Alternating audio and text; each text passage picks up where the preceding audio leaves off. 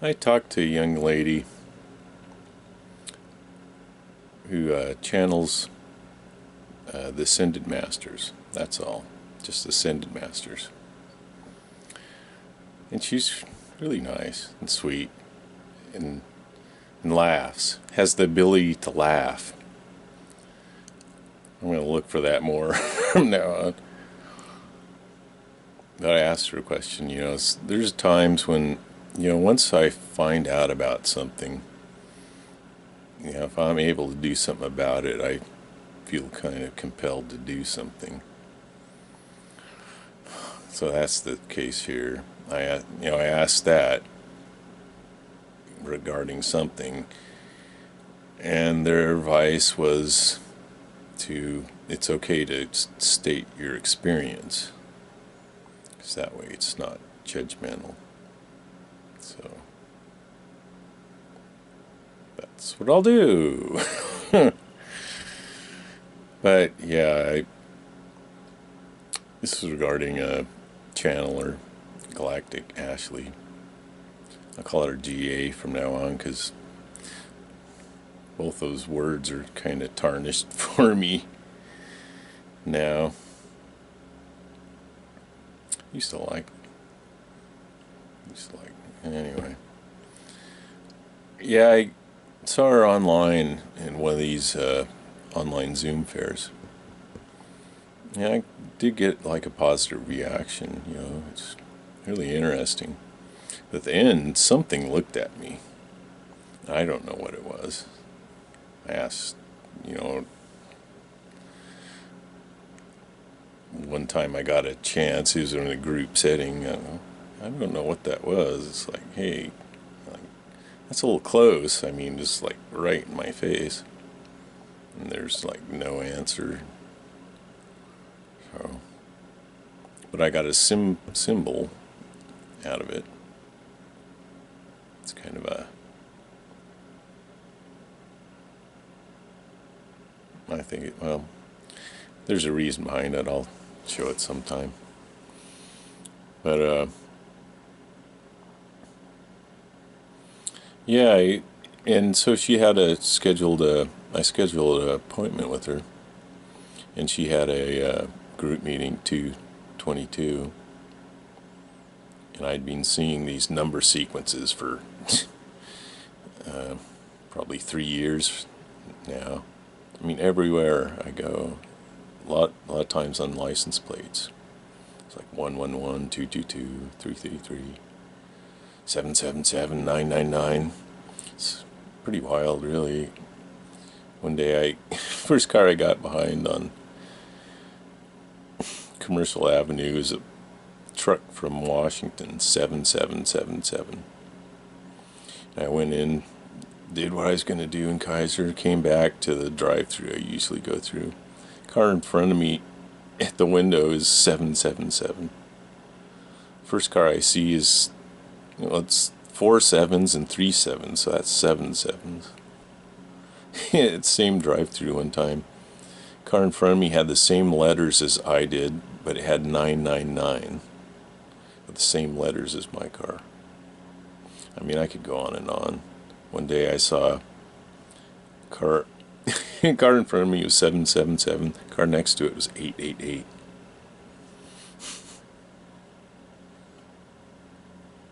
So, stuff like that.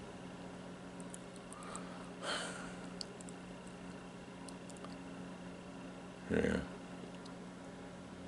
Forgot where I yeah, but so I had 222. So I thought, I'm going to this. And I'd missed scheduled appointment, and so at the end of the session, the group session, like 30 people, something like that. And she came up and talked to me for like 10 seconds. Well, we'll have to schedule. I go, yeah, let's do that. And that was it. So I scheduled online, and our first talk was, was really positive. Seemed like she's on board with what I was going to do. It's like, yeah, clearly she is getting together and doing this, and we take these people down. It's like, yeah, let's get together and do that. But there's some like audio problem or something, so she wanted to schedule another appointment. It's like between the first and the second appointment, something changed. It's like she didn't really believe certain things now, or I don't know. There's a definite shift. I think she'd throw things out between sessions, between getting ready for session or meditations and before and after. She'd throw these things out every once in a while. It's like, my mom's a extreme narcissist, and that's kind of the reason why I am like this. It's like, what? What'd you just say?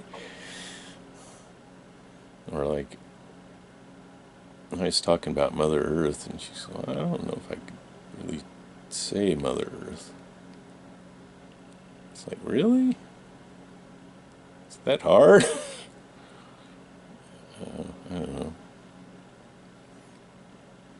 But yeah, when I got in the class, I was really kind of high vibration. I was really close to where I needed to be. I mean, things just go so much better for me. It's for I can do a lot more things. Just the happier I am, basically. It's been a quest my whole life. I had extreme poverty and loneliness and, oh man. And anyway, yeah, I was like 75-80%. I was close to where I need to be, and like slowly it just kept creeping lower and lower and lower and lower. And it was clear she was attracted to me. I mean, her face gets all flushed and red, and we're flirting for online and text. I told her my history. Man, from 2006 to 2016, I was living in a fifth wheel built in the 70s. And the only reason it didn't melt was because it had a auxiliary roof around it. No running water. All the water lines I had to replace the complete floor before I moved in, because there's holes.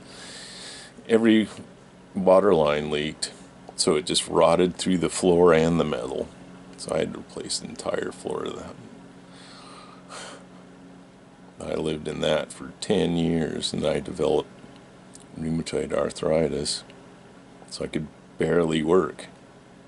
I worked like 4 months out of the year. Those 10 years, 2006 to 16, I averaged like $9,000 a year. I got stuck working there because my dad filed one false charge on me. I told him exactly what I thought of him once in my life, and it ended up getting me arrested. A false charge that I fought. I came back. Anyway. Came back the next day. I spent a night in jail. He's like, I go, I got arrested. I got charged. What? Hindering 911 call? Well, that didn't happen. I go, I know. That stupid cop. Well, I'll call somebody down there. It's like, yeah, you should. Well, you hurt my feelings. I heard your feelings. You're saying the one he was just trying out new material. You just say whatever he could think of to get a reaction. He was insane. Extreme narcissism. But I told her about that, and yeah, I had to. No, both those charges were dismissed. I had to fight them. Yeah, one wasn't good enough. He did talk to someone down there. 3 weeks later, I get a menacing charge, so I had to get a lawyer, retain a lawyer, and fight it. The whole time, my brother and dad, I didn't talk to my dad ever again till the day before he died. But I call my brother and he'd sound just like that. Just plead guilty. Plead guilty. You're stupid if you don't plead guilty. So I had to quit talking to him too. I am pleading guilty, something I'm not guilty to. But anyway, yeah, I developed as an alcoholic. This is my only medicine. So then the rheumatoid really hit. The last 6 years, I could only work like 4 months out of the year. Last, I don't know, 5 years, 4 or 5 years. And I just sat in my house, sat in the cracker box all day. The only people I talked to were the psychos at work at the hazelnut processing plant. And like store clerks and gas station attendants. My best friend is a gas station attendant. He doesn't even know it though. But yeah, I told her, it's in my history of people just treat me like dirt, people in my family. And it's like she just, if she had sat down and plotted out exactly what to do, I mean, she couldn't have plotted it any. If it was by accident, it was a really good accident. But she's good at psychology, so I don't know, maybe it was just the plan all along. But anyway, I just asked, can we get together or something, and she writes half-page letter. It's like, no, here's why I can't do this, because this, and right in the middle it says maybe with a question mark and quotation marks, maybe. What's that mean? But then on these Zoom fairs, that's where I saw her originally. A lot of the intuitives and people like that going to these fairs. It's obvious that this was her boyfriend. I wrote her email. It's like, what's going on? And I warned her. I said, hey, I don't know about this guy. I told her there's I call him the demonic second baseman from Gresham. Oh, I should save that story for another time too. But yeah, the guy tried to take out my eye the first game, and I pretty much cleaned his clock. We got in a fight, and I pretty much cleaned his clock and threatened the rest of the team, and nobody from my team helped. He was 1 on 15, pretty much. That's a story from another time.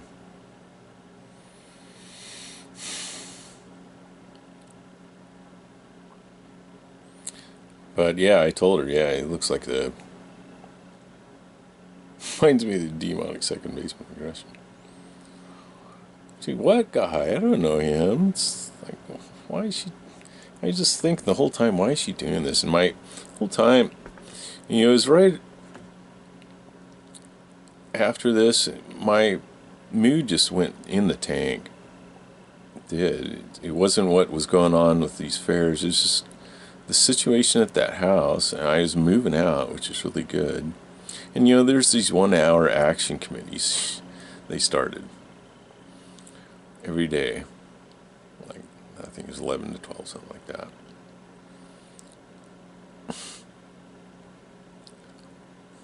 I kind of have a suspicion why that is. Just kind of keep an eye on. I don't know. I really don't know. I have my suspicions, but they just be suspicions. So I'd see her all the time. Never, rarely talk, but yeah, my mood just went in the tank. I just felt how my whole life had been alone. You know, it's just some human contact, you know, just sit down and talk to somebody that's friendly. And I don't know, is just in the situation at the house. I got it cleaned up, I put it up for sale, but my mood should have been getting better. It's nice and beautiful outside, and I'm just started crying. I just felt how worthless I was. You know, my hands are messed up. They're getting worse every day because my mood was just going in the tank. You know, my body, more than anything, the rheumatoid, what my mental state affects my body. So I was worried about that, and I was just started crying all the time. Why? I just wake up in the morning, just burst out in tears how worthless I was. It really didn't make sense. I was write or emails about that. Like, you know, it's not really making sense. I know I'm worthless and stuff, but you know, it doesn't really make sense. And, you know, sometimes a lot of times I just never got a reply. So you know, I just quit sending anything. I used to send her stuff all the time, pictures and. But yeah, it just kept getting worse and worse, and it was obvious that he was with this guy, and why she would lie. You know, just why would she lie about that? You know, it's just like she's purposely trying to make me mad. After a while, you know, I just thought, like, seriously, are we? I thought we were adults here. But anyway, the first class ended, and I talked to her between classes.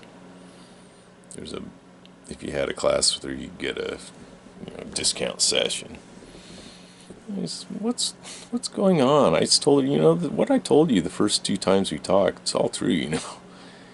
I don't believe that.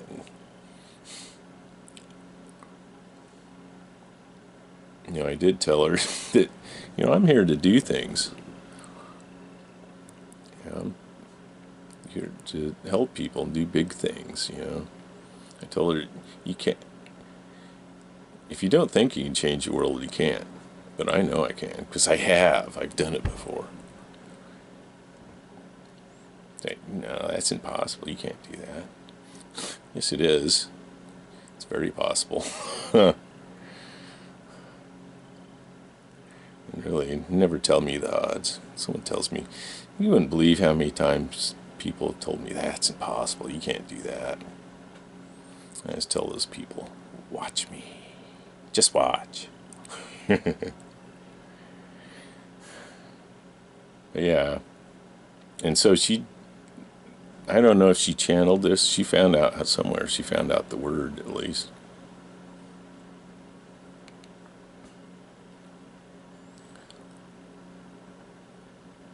But that's another story, too. That's another long story. But she actually did find the word I created. May have helped.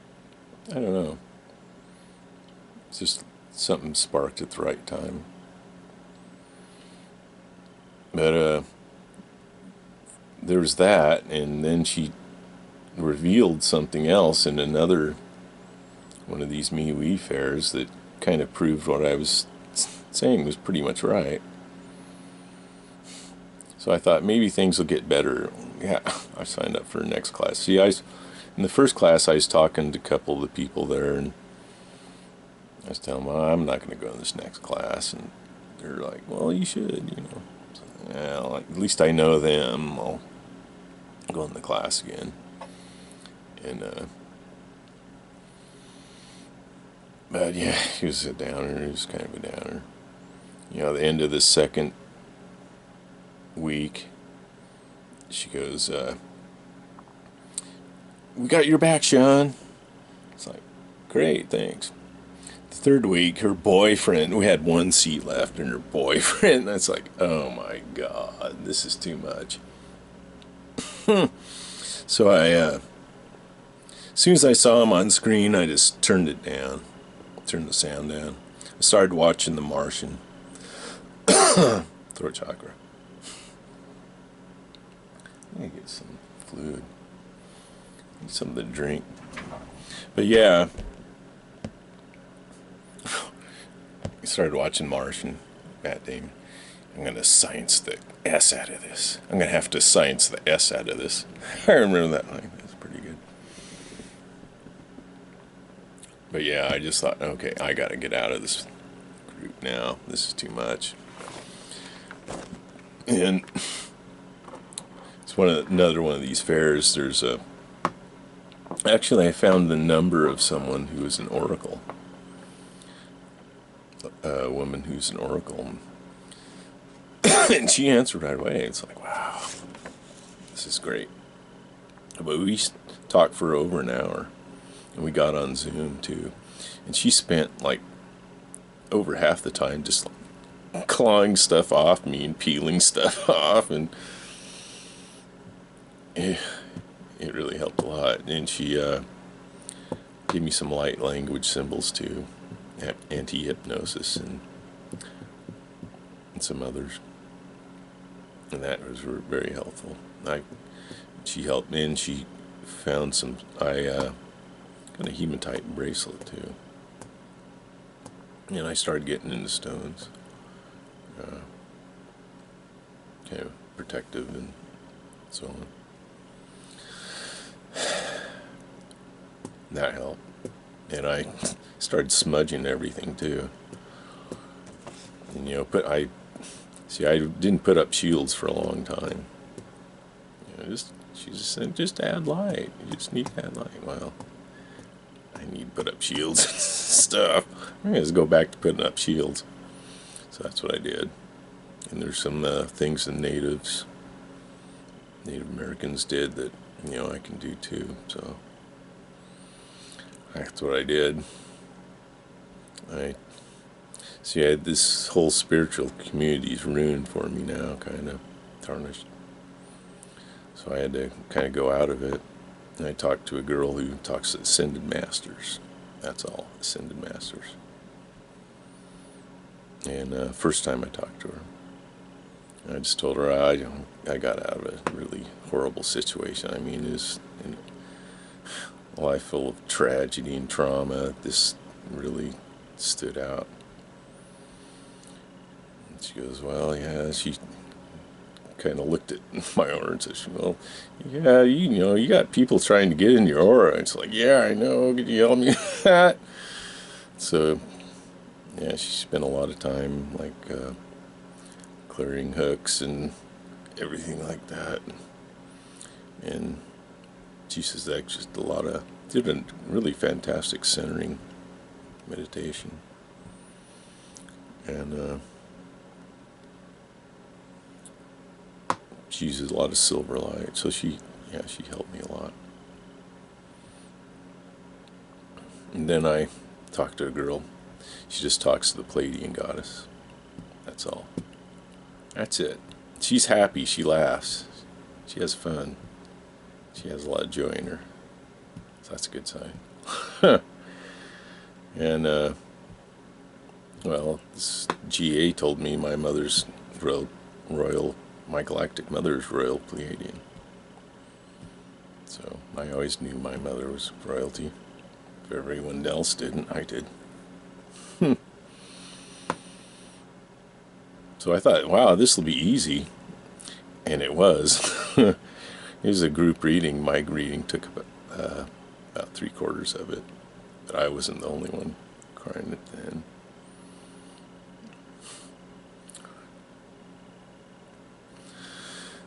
She said it was no mistake that I was there that day.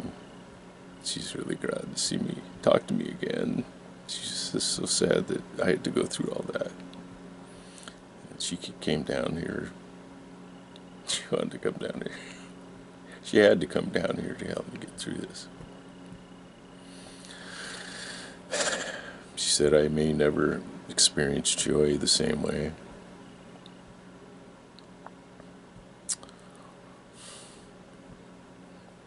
she said that, there are good things ahead for me. That she'll be here with me in many years.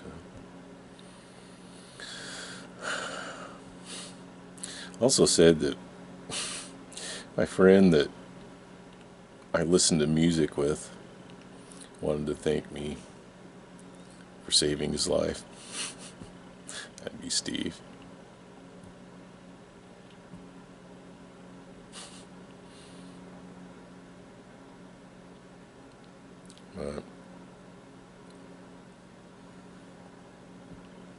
Yeah. But yeah, I was in tears. A lot of us, a lot of people there. It was really nice to hear about her. But I was thinking about Steve too. I remember an album he used to play. It's Brian Setzer, live nude guitars. There's a song called, and I thought, I'm collecting songs that I like. I'm kind of compiling a list of good songs. I remember that album, so I looked it up, and there's a song on there. There's a couple of really good ones, Rockability.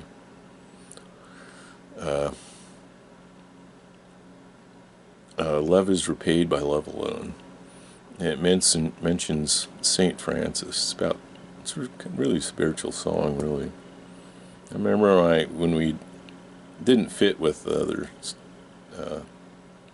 It's like a really spiritual song in a rockabilly album.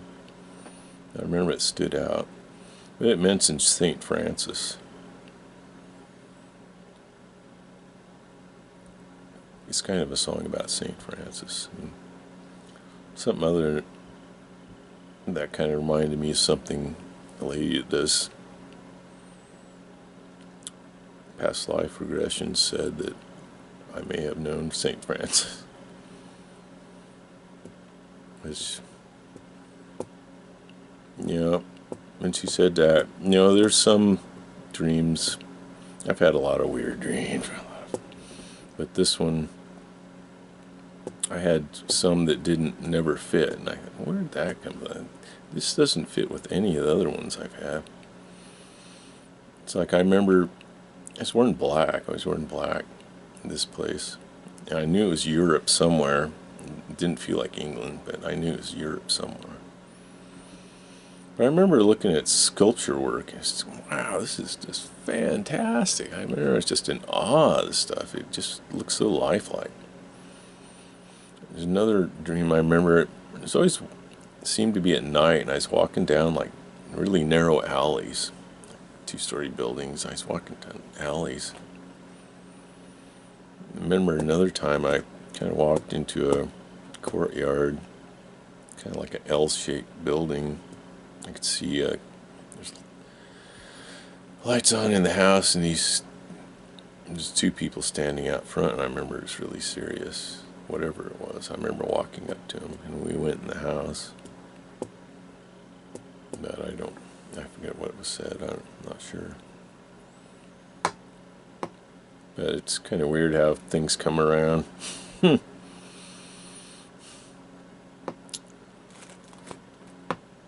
But then I talked to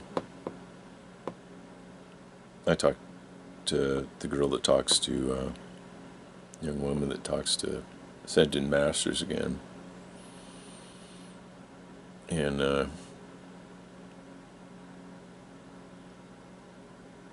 well, the girl that talks to the Pleiadian goddess, she said, one of the things she said, my mother's sorry for what I went through, and she described what I went through with this group, as gruesome. She said it's really, I can take a lot of pain, I guess. But I talked to the girl that talks to the Ascended Masters, and again, I said, what it seemed like what was happening to me. After I got out of that group, I went to meditate. I don't know if I mentioned this, like close my eyes and there's someone looking at me. It's like, this isn't normal. So anyway, the second time I talked to the girl that talks Ascended Masters, I said, it seemed like what had to be happening had to be black magic. I mean, that's the only thing that makes sense.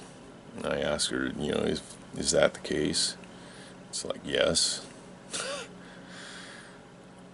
I said, well, when I find out about stuff like this, I mean, I have stopped a lot of crimes. I mean, attempted murders, couple. So I said, when I find out about stuff like this, I feel kind of, a lot of times, obligated to do something. And their answer was, well, you can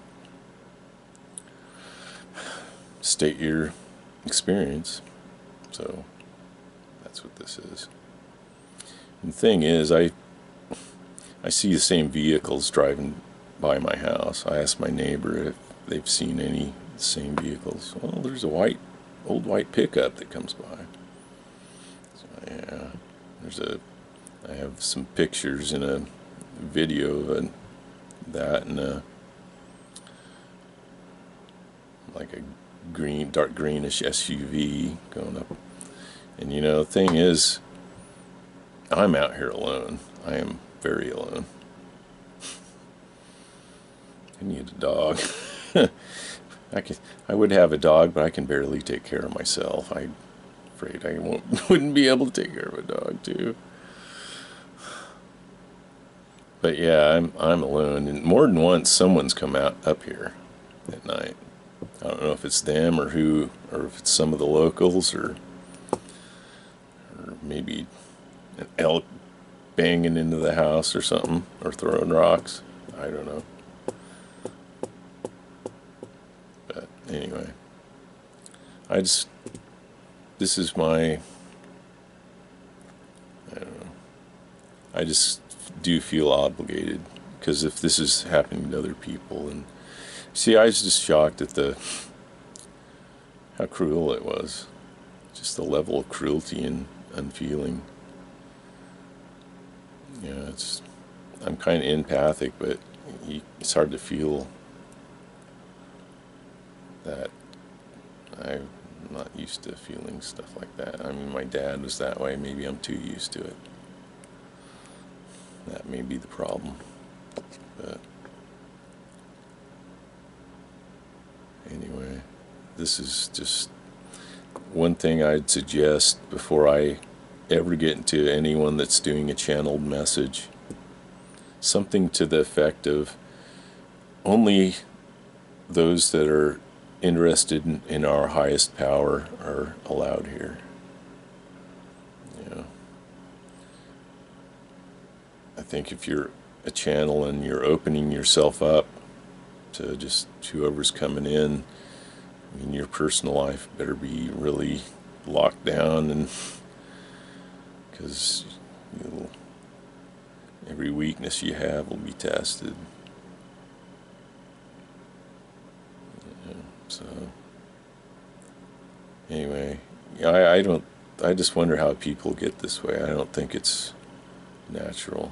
My father was like this. I just wondered what happened. And this GA's, I told her my experience. My experience with Calcasieu was not good at all.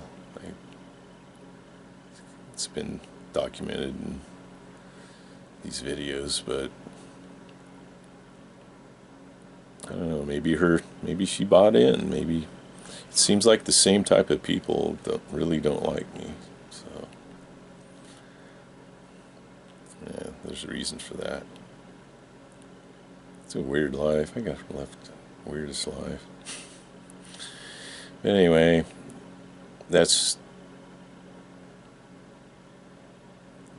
I guess it's a warning to other people. So anyway, and I just want her to know, if she's thinking we can get back together, it's why would she even? And Friends is out of don't want to be in that vibration anymore. So, anyway, that's my thing. So, good luck to everyone. And everyone, I mean that. Her too. Hope she gets better. I want, you know, we all contribute to what's happening in the world, so if we all get better a little bit, then that helps the whole world. So that's what I'm shooting for. So, love you. Bye. Oh, I got new tight hands. Let me turn it off.